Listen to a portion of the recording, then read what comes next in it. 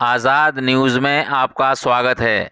चुनावी वायदों को किसानों गरीबों ने समझा हकीकत। अब वसूली के लिए बैंक ने दिलवाए नोटिस। तहसील में बैंक के कर्जदार किसानों मजदूरों का हंगामा। सभी ने लगाए आरोप, सरकार के लोन माफ़ करने की घोषणा झूठी। संवाददाता शब्बीर अहमद की रिपोर्ट।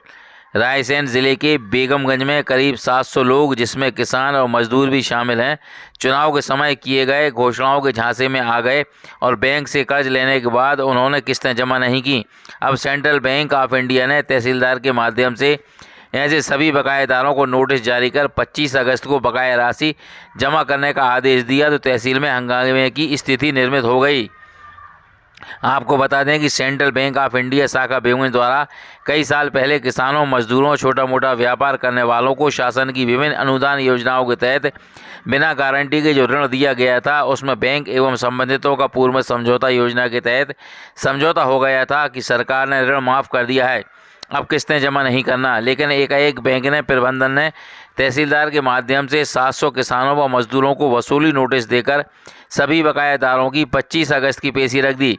तो तहसील में आज सोमवार को प्रायः सभी संबंधितों की भीड़ लग गई। तहसील कार्यालय से लेकर पूरा परिसर भर गया। किसानों ने आरोप लगाया कि चुनाव के समय उन्हें ऋण माफ़ करने की जानकारी उचित माध्यम से दी गई थी, जिसके कारण उन्होंने बैंक की किस्तें नहीं भरी। लेकिन अब एकाएक उन्हें वसूली नोटिस देकर परेशान किया जा रहा है। जब ऋण माफ़ कर दिया गया था तो वसूली नोटिस क्यों? वहीं बैंक प्रबंधन का कहना है कि किसी तरह का ऋण माफ़ नहीं किया गया। शासन की योजनाओं के तहत ही वसूली कैंप समझौता योजना के तहत लगाकर समझौते किए जा रहे हैं। दो के बाद में चुनाव हुआ, उसके लिए माफ़ कर दे, उसके बाद में आज नोटिस दे दे। अब 50-50 हज़ार मांग रहा है और 40 और 45, कोई से 20, कोई से 10, कोई से 12 रुपया मांग रहा है। कौन? तहसील में ये शासन की मंशा अनुसार रिकवरी कैंप्स चलाई जाते हैं शासन, और उस मंशा अनुसार हर वर्ष अलग अलग समय पर रिकवरी शासन करवाती है। जो कलेक्टर साहब का निर्देश है, उस निर्देश के अनुसार सबको नोटिस दिए गए थे और उन नोटिस के तहत यहाँ बुलाकर कॉम्प्रोमाइज और नए अकाउंट रिन्यूअल करने की प्रोसेस कर रहे हैं। ये काय का लोन था इन लोगों का?